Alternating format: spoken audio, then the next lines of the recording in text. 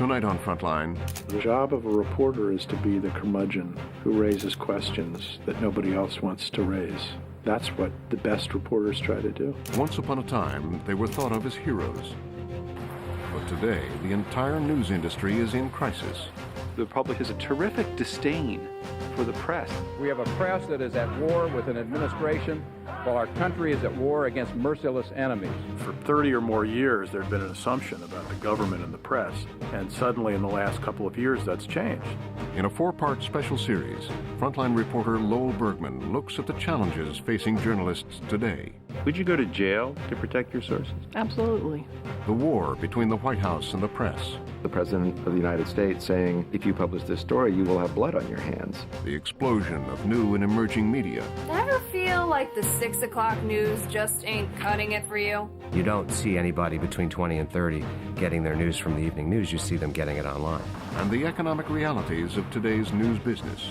You have to make more every year to keep the shareholders happy. How did we get here? We're judging journalism by the same standards that we apply to entertainment. That may be one of the greatest tragedies in the history of American journalism. And what is at stake? There's a dire need for institutions that tell the truth, that pursue the truth, and that chase it at all costs. Tonight, part 1 of News War, a Frontline special series. Roll on this guy.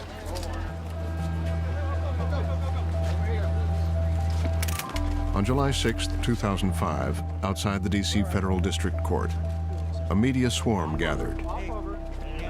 Back up a little. Let's give him a little room. Let's back up just a little. They were hounding fellow journalists. How important do you feel about First Amendment rights to the press? Reporters who were refusing to testify in the investigation known as the Plame Affair. Do you have any comment at all? Sorry. A case that had become the most significant clash between the press and federal government in decades. What do we want? Free press! When do we want it? Now!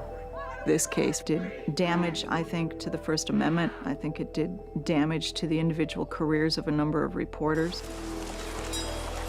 I think it did damage to the credibility of the media. There was no more tangled business between the Bush administration and the press than the Plame Affair. The conflict that would raise profound questions about reporters' ability to protect their confidential sources has its roots in the administration's march to war. Mr. Speaker, the President of the United States. In January of 2003, the Bush administration was riding high. In Afghanistan, America had toppled the Taliban. And now the president was preparing the country for a new war. A brutal dictator with a history of reckless aggression, with ties to terrorism, with great potential wealth, will not be permitted to dominate a vital region and threaten the United States. They were feeling a kind of confidence. They had a kind of hubris. If you had to look at a few months in this administration as to maybe the perils of overconfidence, you probably would look at these few months. Saddam has perfected the game of cheat and retreat and is very skilled in the art of denial and deception. For several months, there had been a steady drumbeat to war. What he wants is time and more time to husband his resources, to invest in his ongoing chemical and biological weapons program, and to gain possession of nuclear weapons. There was clearly a set pattern of speeches 2 or 3 times a day to reinforce the WMD thing. Walter Pincus is a longtime national security reporter for the Washington Post. First it was nuclear, and then it was the idea that they had chemical and biological. As we meet, chemists and biologists and nuclear scientists are toiling in weapons labs and underground bunkers, working to give the world's most dangerous dictators weapons of unprecedented power and lethality. Then it was the idea that they would give it to the terrorists. The man is a threat, Hutch. I'm telling you. He's a threat not only with what he has, he's a threat with what he's done. He's a threat because he is dealing with Al-Qaeda. Just overwhelming the advantage the government has when it wants to sell a point of view, and that's what they did. But the Bush administration was also helped by the nation's leading newspapers. It's important to understand that the number of news organizations that actually have a national security reporter or bureaus overseas and can penetrate the intelligence community are very limited. And the New York Times is at the top of that list. So when the New York Times began to have stories that supported the administration's claims about weapons of mass destruction in Iraq, it had an echo effect. It had an echo effect that the administration was conscious of and employed. What specifically has he obtained? We now know that you had people talking to key reporters doing these stories for the Times. There's a story in the New York Times this morning. This is, and I want to attribute to the Times. I don't want to talk about. Those stories would appear, and then they would reference the very material that they'd given them and say, see, this is coming from the New York Times, not just us. The kinds of tubes that are necessary to build a centrifuge, and the centrifuge is required to take low-grade uranium and enhance it into highly enriched uranium. It was a kind of a loop, and it was a conscious loop. A lot of people wrote, stories that were, I think, overly credulous. Start with Tom, because you have one of the most riveting. Bill Keller took over as executive editor of the New York Times after the run-up to the Iraq War. It wasn't some kind of sense of overdeveloped patriotism or an eagerness on the part of reporters to ingratiate themselves with the White House. What it was, reporters want to get on the front page. They want scoops. It's a very hard area to write about. I was not alone. Many other papers did the same kind of reporting that I did. I think because the New York Times is the paper that it is, and I had written for so long about it, I was... You were the leader. You were the expert in this area. I was the alleged expert. There were other experts. Judith Miller was one of the Times' lead reporters on the WMD story. She had covered terrorism for over a decade. You've said that you may have gotten some of the stories wrong because your sources were wrong. Right. They gave me information that I believe they believed.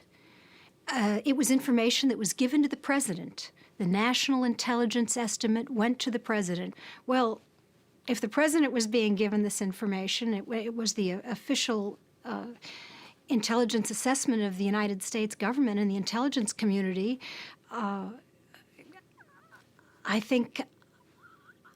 I believed that they wouldn't give the president false information. She had the wrong sources, and the excuse can't be, I'm only as good as my sources. Now, if you've talked to everyone and exhausted every possible avenue, then you can say that, but no reporter ever does that. So if your sources are wrong, you're wrong, and you have to accept responsibility. You believed there was WMD in Iraq. I did. You said as much publicly, right? Yes. What happens if we go to war against Iraq and we're going to knock them right out and we find no weapons of mass destruction? I think the chance of that happening is about zero. There's just too much there. When I say the chances are about zero, that's the way it looked. It was totally wrong.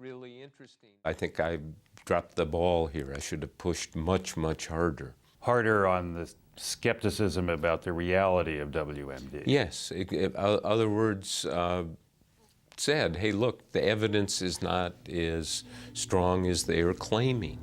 No terrorist state poses a greater or more immediate threat to the security of our people than the regime of Saddam Hussein in Iraq. A al-Qaeda-type network trained and armed by Saddam could attack America and leave not one fingerprint. We have first-hand descriptions of biological weapons factories on wheels. We don't want the smoking gun to be a mushroom cloud. Many in the media got the WMD story wrong. The one part of the bill of particulars against Saddam... Frontline aired its own report on the possible threats of Saddam's weapons programs. When a man known as Saddam's bomb maker went to work. The way that the press was sold and spun and turned around and just fooled by the White House in the run-up to the war represents more than just a misstory. How can one say that we have a watchdog press after a performance like that? In fact, there was some WMD reporting that did get the story right.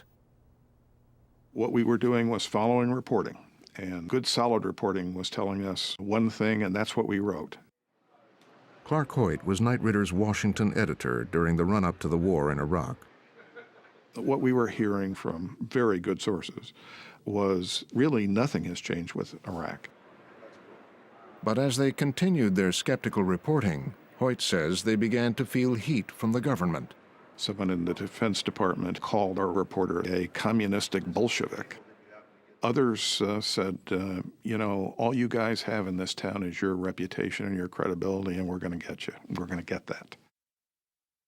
I will say at times it seemed very lonely because you kept looking around saying, where's everybody else? The Washington Post had reporters who had also begun hearing doubts about the evidence of WMD in the final days before war. I started calling people I knew in the Pentagon and finally got somebody who just honestly said, we don't know where they are. We don't know if they are there. And then somebody in the agency did the Potemkin Village idea that Saddam Hussein was making believe he had the stuff when he didn't. That led up to the piece 2 days before the war that it might not be there. Pincus's story ran on page 13. The lead headline of the Post that day was, "President tells Hussein to leave Iraq within 48 hours or face invasion."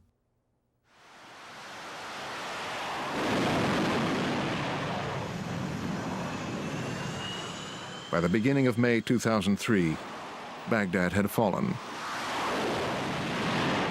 Major combat operations in Iraq have ended. In the Battle of Iraq, the United States and our allies have prevailed. The president landed aboard the USS Lincoln. Operation Iraqi Freedom was carried out with a combination of precision and speed and boldness the enemy did not expect and the world had not seen before.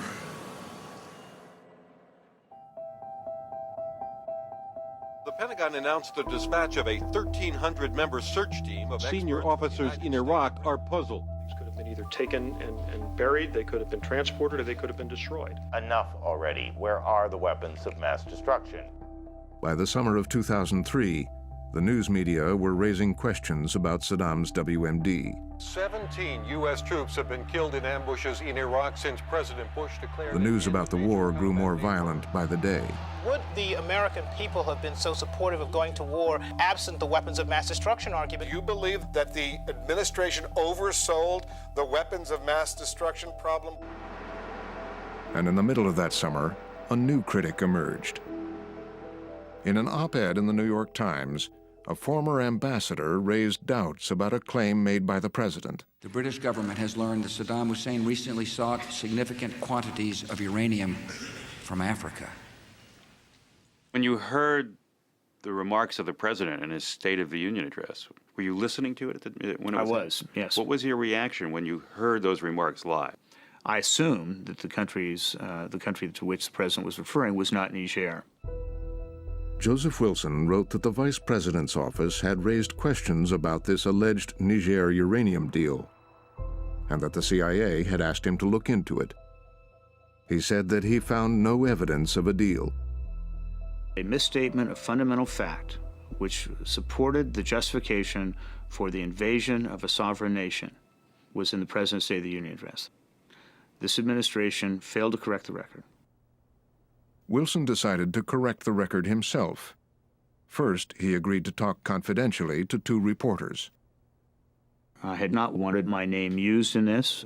It was not to hide my own role from my own government, but rather to make sure that all their attack dogs did not get an early opportunity to try and trash me. So why did you decide to go public? Because it became apparent in June that the administration was just going to continue to stonewall. Can you explain how an erroneous piece of intelligence on the Iraq-Niger connection got into your State of the Union speech, and should somebody be held accountable, sir? I gave a speech to the nation that was cleared by the intelligence services.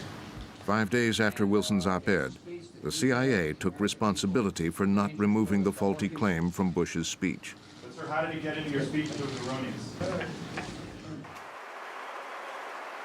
Days later, conservative columnist Robert Novak came out with his own column. Novak contradicted the impression that Cheney had been responsible for Wilson's trip to Niger, writing that 2 Bush administration officials said Wilson had been sent at the suggestion of his wife, CIA operative Valerie Plame. For an administration that came to office, Wilson was all over the news, senior officials in the White House, charging the White House with outing his wife, an undercover CIA officer, it's just gratuitous. It is a gratuitous smear. to punish him for his dissent.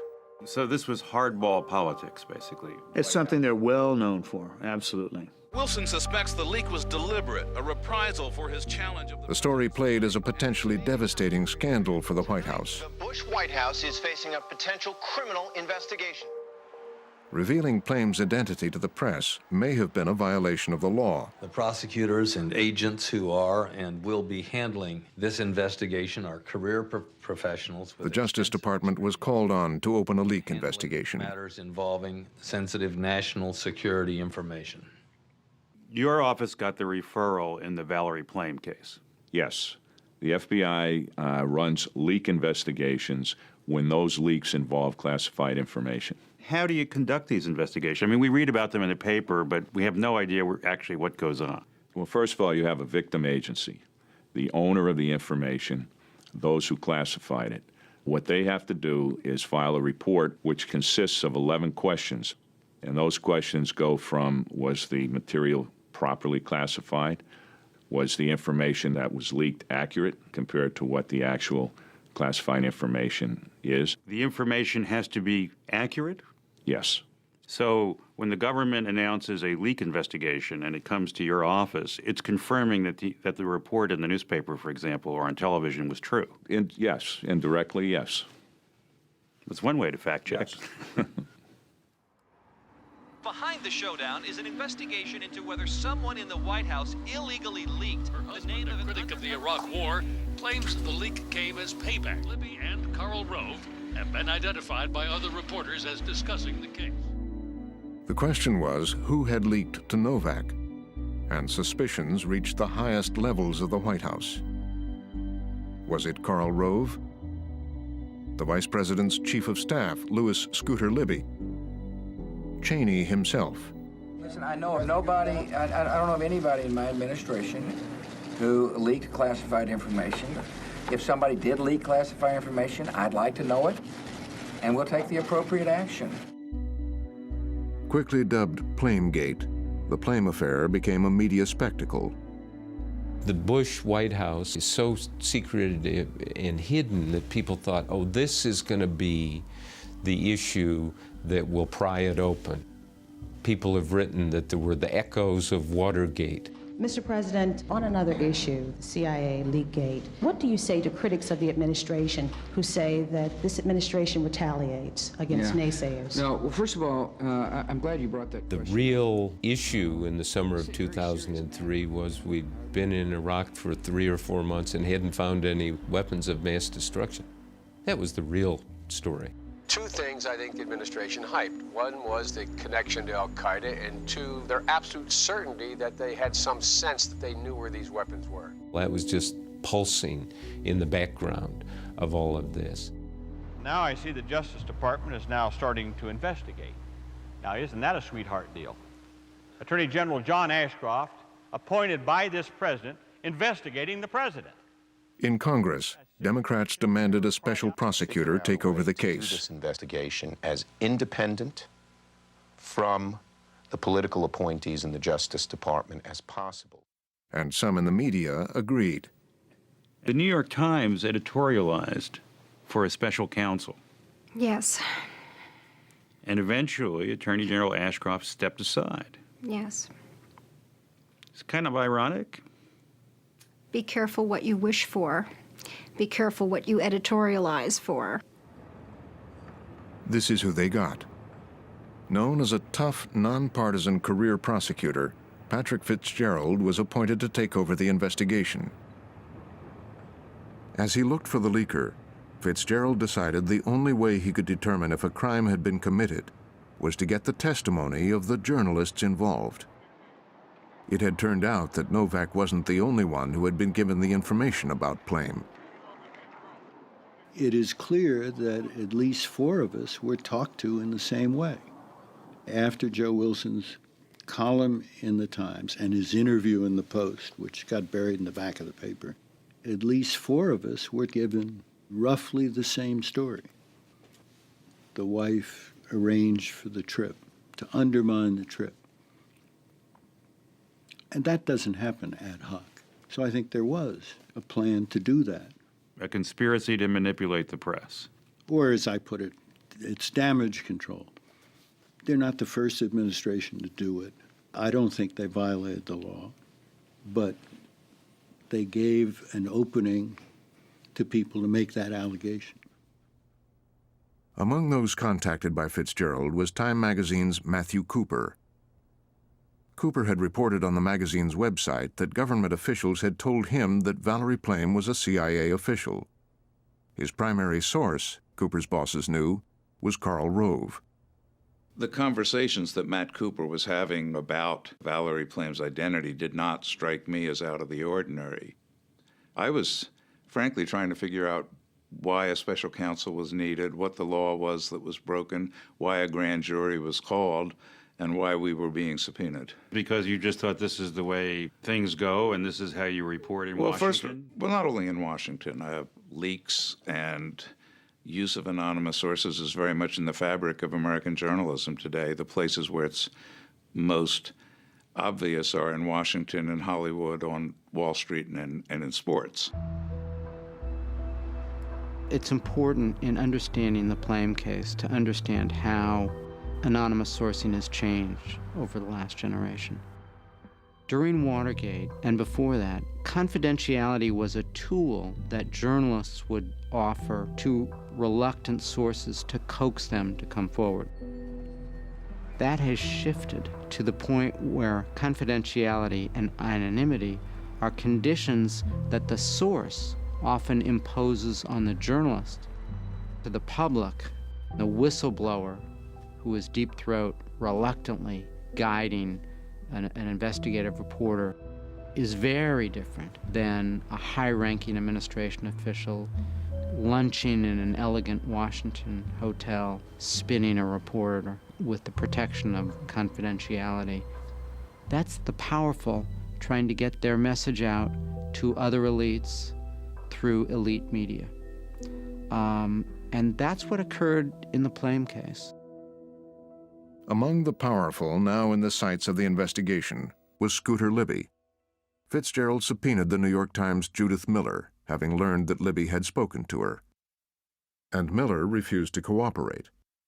We can't begin to say, I'm only going to issue pledges of confidentiality when politically I agree with the source or I think the source isn't politically motivated. I mean, almost all leaks of information are politically motivated. The law can't and shouldn't distinguish, and I would say journalists can't and shouldn't distinguish between, good sources and bad. Longtime First Amendment lawyer Floyd Abrams was retained by the New York Times to represent Miller. If we're going to have a political litmus test, then we're not talking about principle at all. Then we're just talking about, is this a good way to get the Bush administration, or is this a good way to help the Bush administration? Nothing to do with matters of principle. The principle was protecting your source no matter what. Cooper and Miller said they were prepared to go to jail rather than testify. Once you break a confidential source relationship, there's every reason for every source in the future to not believe it when you say, we will keep you a confidential source. It's a slippery slope. Once you break that confidentiality once, it harms our reporting from now on. But Fitzgerald was changing the playing field with a novel technique to get reporters to talk. Waivers had been distributed to potential sources in the White House, releasing reporters from their pledge of confidentiality. And then the waivers were presented to the reporters and their publications. Did you feel that the kinds of releases that the special prosecutor got from the White House? Our lawyers talked to, no, that would not have been sufficient. Our lawyers talked to lawyers for the individuals involved to satisfy us that the release was voluntary, personal, directly from that individual, specifically about what it was that we were asked to testify about. We were told the source had come forward, had identified himself as the one who talked to me about it, and had released me, talked to the prosecutor about it, if at the same time I never mentioned his name publicly, and I never have. But you did testify. I gave a deposition, yeah. Well, which is testimonies. Yeah, Sworn didn't go to the testimony. grand jury. It wasn't as dramatic as all that. And I was never asked to identify my source, and I never did, because the prosecutor knew who the source was. One of the agreements with the prosecutor was I wouldn't be asked. That was to save you from losing your virginity or something? Yeah, it's something I felt very strongly about. Some of our people have given very limited depositions in which they have not revealed any confidential sources nor in any other way violated our ethics. Very, very narrow testimony. But put yourself in the position of someone who sees a newspaper providing their reporters to give testimony, however smart the negotiation is. It's not that just negotiations are smart. You're really evading the principle here. The principle here is that we have not revealed confidential sources.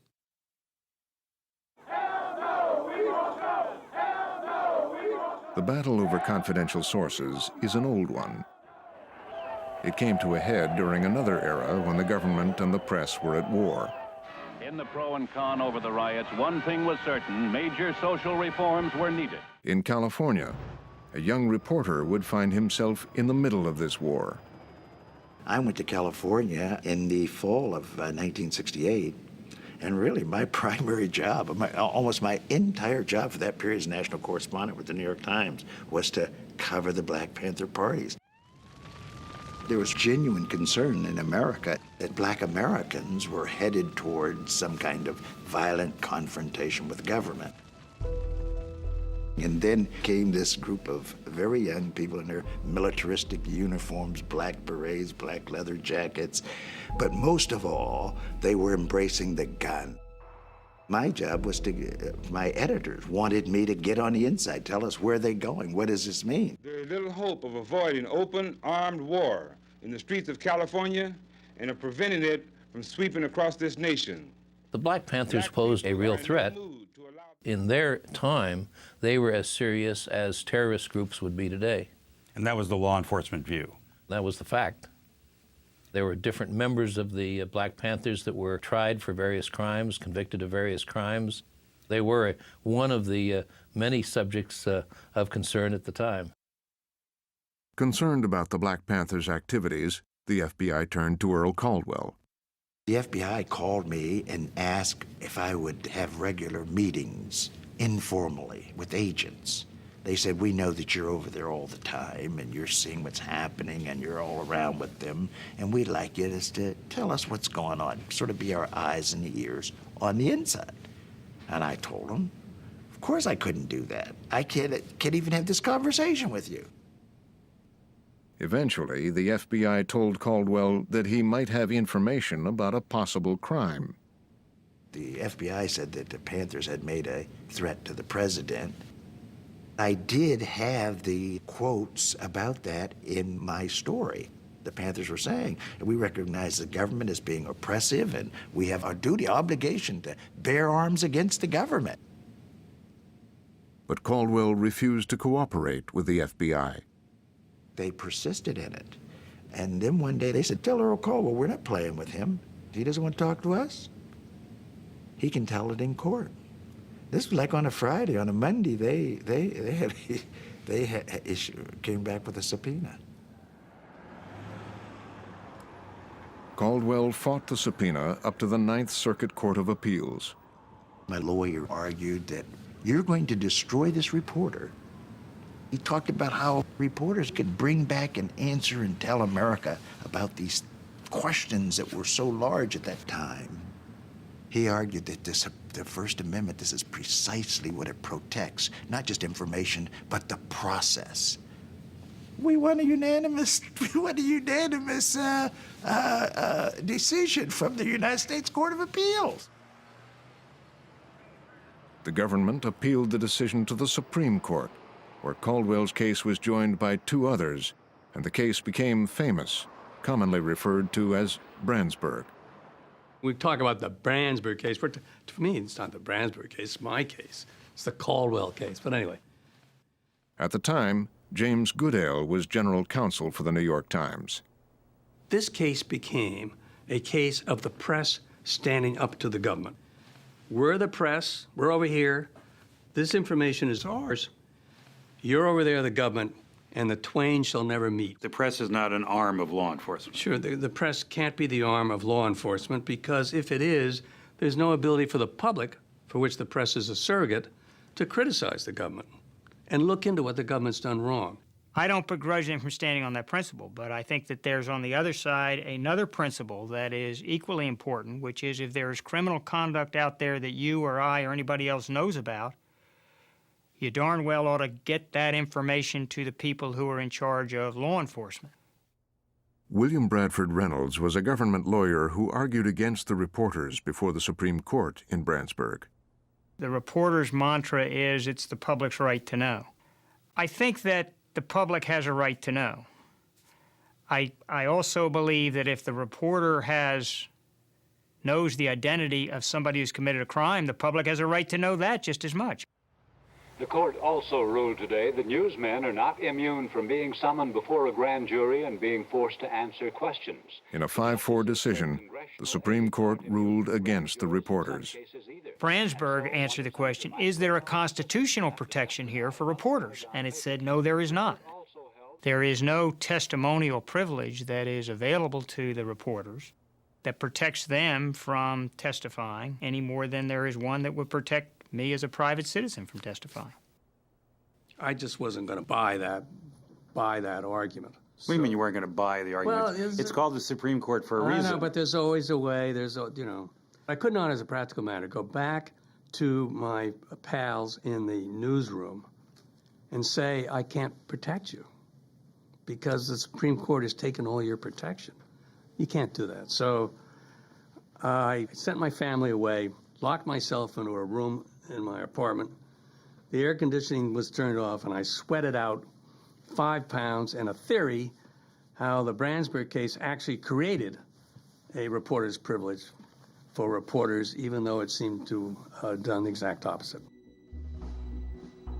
The key to Goodale's argument was Justice Lewis Powell. Powell says effectively, okay, I'm with you against the press in this case, but in other cases, there should be an ability for the press to deal with the subpoenas. He didn't spell out exactly what he meant. So I said, well, look, if there's other cases, he's one, and I've got 4 over here.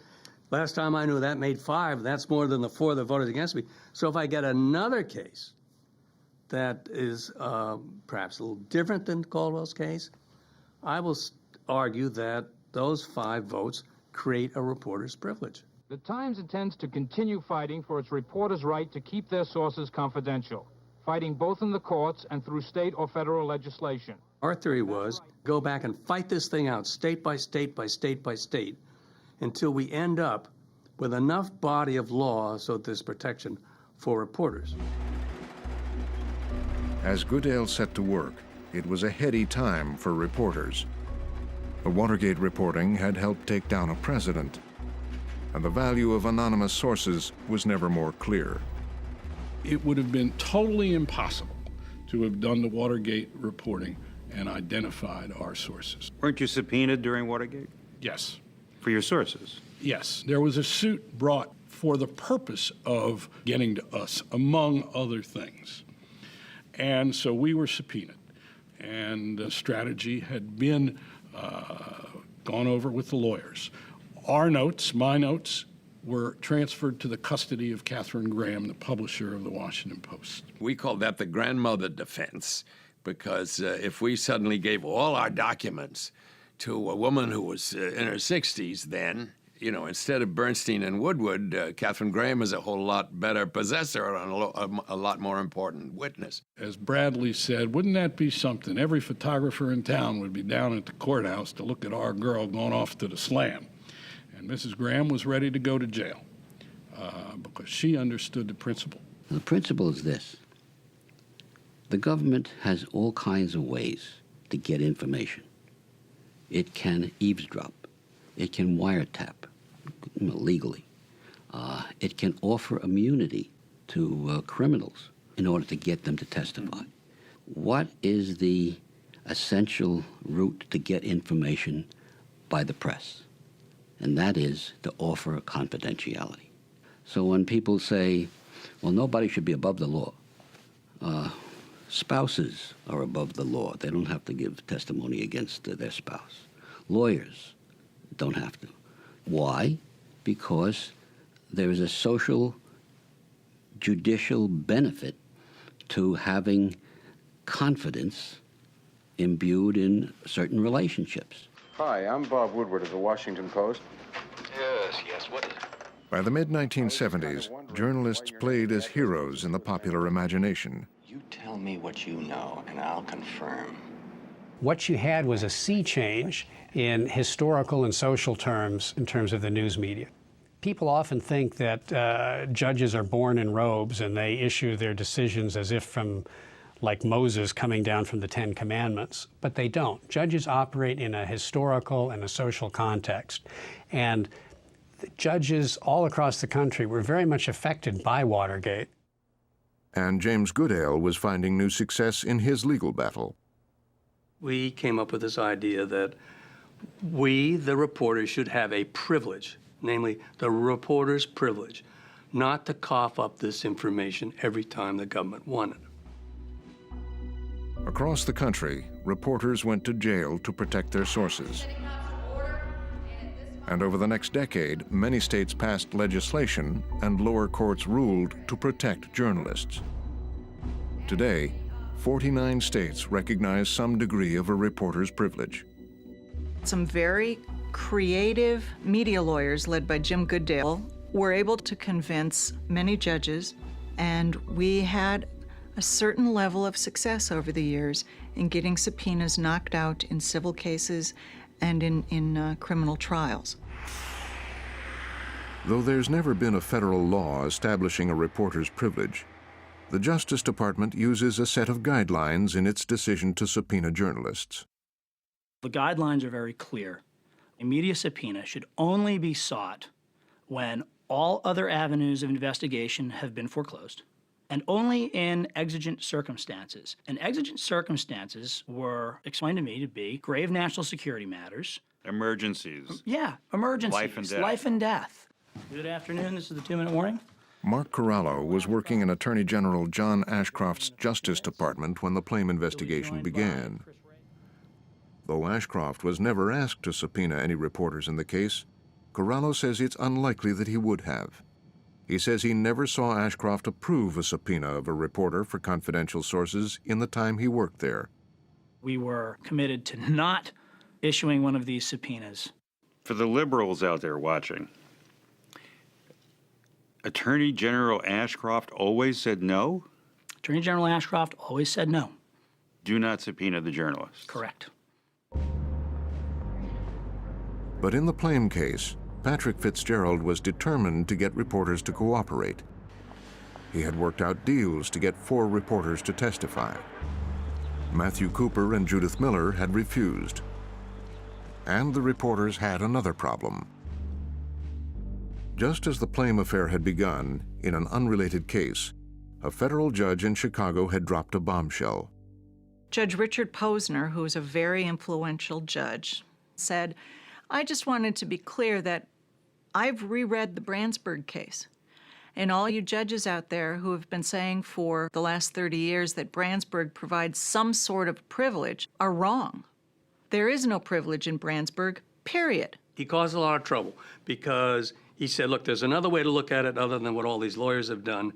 A reporter's got to testify. Well, the other way to look at it is the court ruled 5-4. There is no privilege. There's no privilege. And Powell was just saying it'd be nice if Congress passed a law or somebody did something to protect Powell was reporters. just blowing smoke. Right. Yeah. And you had taken the smoke and made it appear to be real. Right. That's what he's saying. He called your bluff. Yeah. Well, I don't think it's a bluff, with all due respect.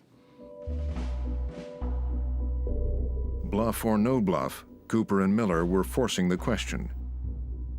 Would the courts back their decision not to testify? My standard for cooperation was very high. It was different from other people's. Everybody has to make that call themselves, but I knew what I could live with and what I couldn't live with. Judy Miller's attitude about this was that it was important for at least someone to stand up and fight, even if she wound up losing.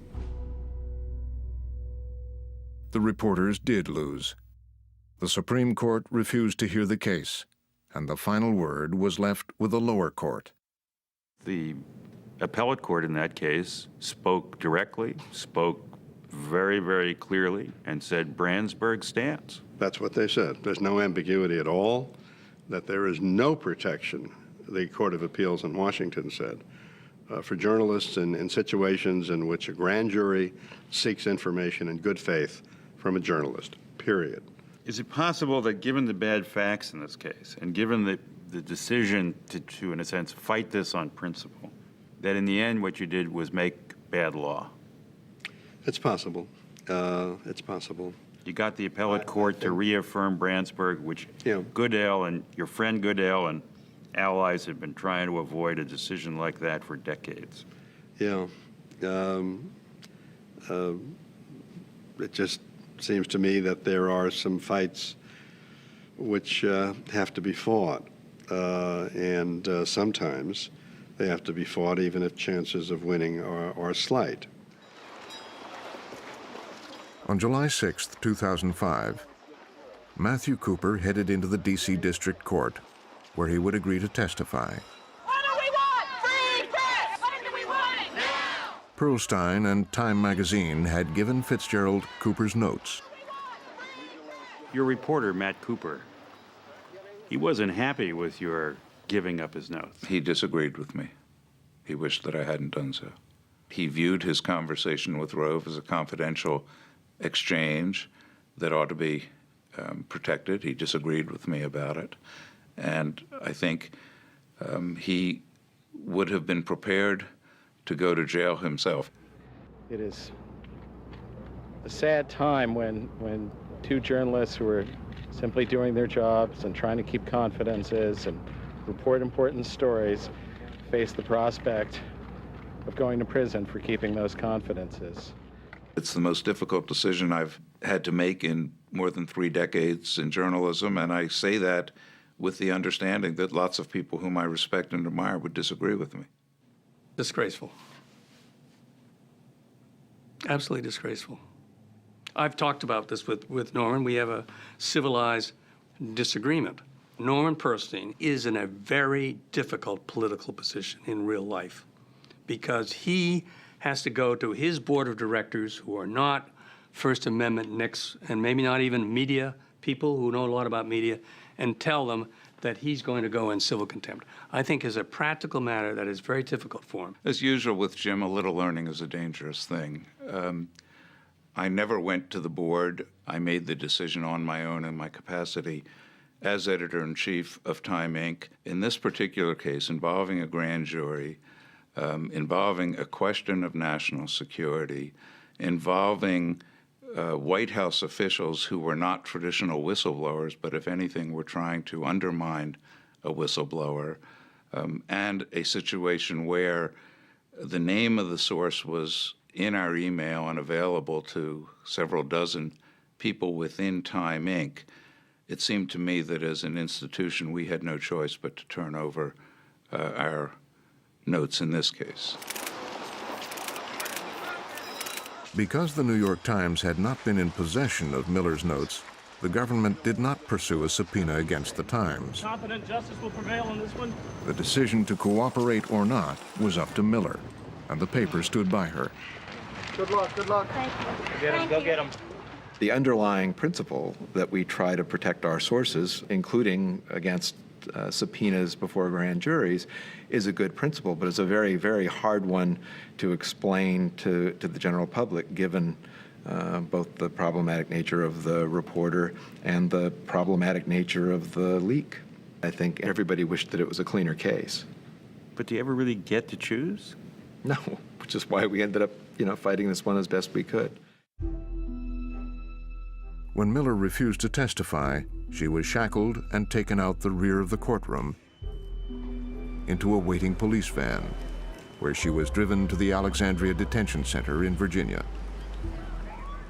Here's a reporter who's not well-liked generally by the press establishment, who suddenly takes a position that is heroic to the press establishment. Arianna Huffington, you wrote that Miller doesn't want to reveal her source at the White House because she is the source. Well, it was so complicated that there were even wags inside the New York Times who speculated that Judith Miller never had any sources. Miller's no fool. She understood the lesson of the Martha Stewart case. When you find yourself covered with mud, there's nothing like a brief stint in a minimum security prison to restore your old luster. What a nasty thing. Definitely seems to be true. Well, what a nasty thing to write. There's definitely a group of people who felt that you were becoming a martyr, that you were doing this to make up for the problems with the WMD coverage. I didn't feel that I had anything to apologize for with my WMD coverage. I knew why I was in jail, and I knew that I was in jail for a cause that I thought was essential to our profession, so I was very comfortable with the decision. But was it painful? Yes. Was it disappointing? Yes. Was it infuriating sometimes? Yes.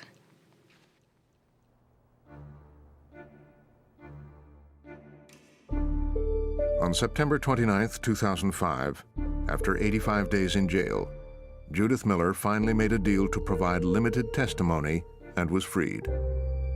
I heard directly from my source that I should testify before the grand jury. Soon after, she and the New York Times would part ways.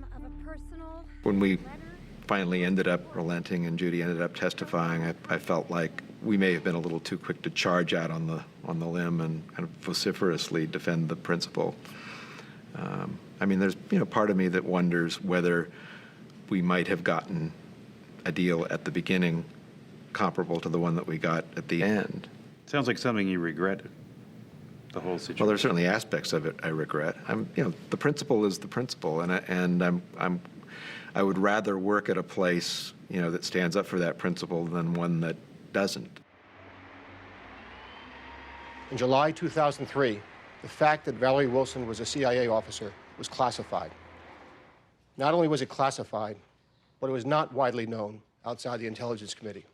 On October 28, 2005, almost 2 years after taking over the case, Special Prosecutor Patrick Fitzgerald faced the media. Valerie Wilson's cover was blown in July 2003. In the end, no one was charged with outing Valerie Plame. Mr. Novak was not the first reporter. Instead, the Vice President's Chief of Staff, Scooter Libby, was indicted on charges of perjury and obstruction of justice. In fact, Mr. Libby was the first official known to have told a reporter when he talked to Judith Miller in June of 2003 about Valerie Wilson. But it would turn out there was still more to the story. The Plame investigation had one last twist. When Fitzgerald said that Judy Miller was the first to learn about this from Scooter Libby, the Vice President's Chief of Staff, I realized I was the first to learn about it.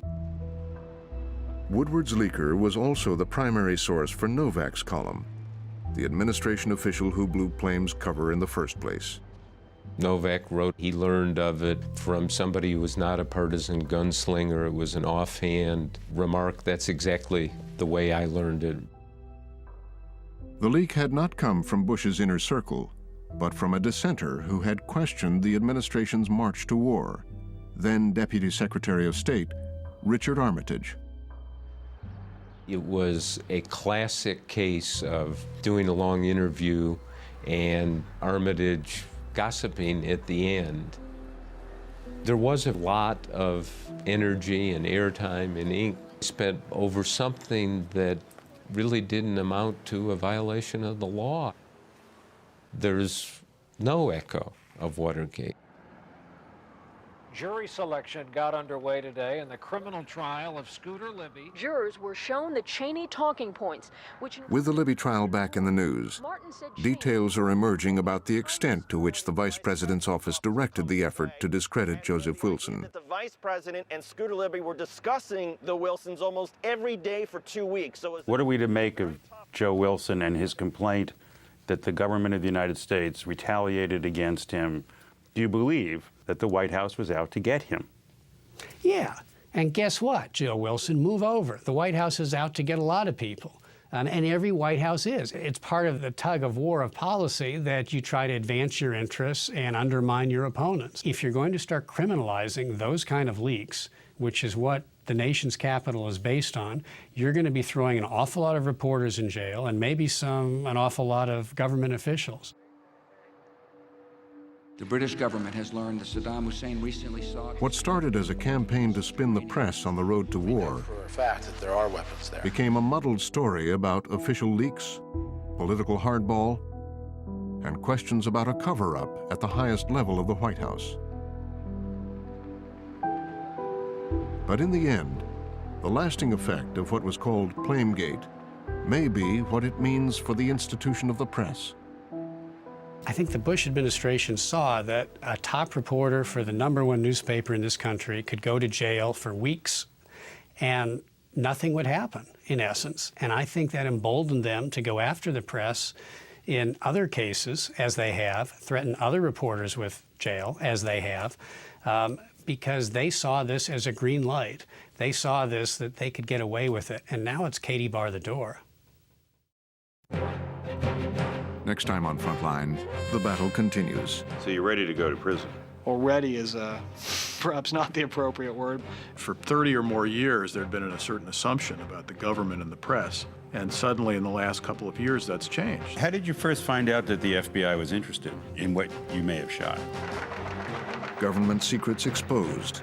Used to be that you could depend upon the moral character of news media and the commitment and loyalty to the United States. There can be no excuse for anyone entrusted with vital intelligence to leak it, and no excuse for any newspaper to print it. And the White House fights back. It's the President of the United States saying, if you publish this story, you will have blood on your hands. Next time on Frontline, Part 2 of News War.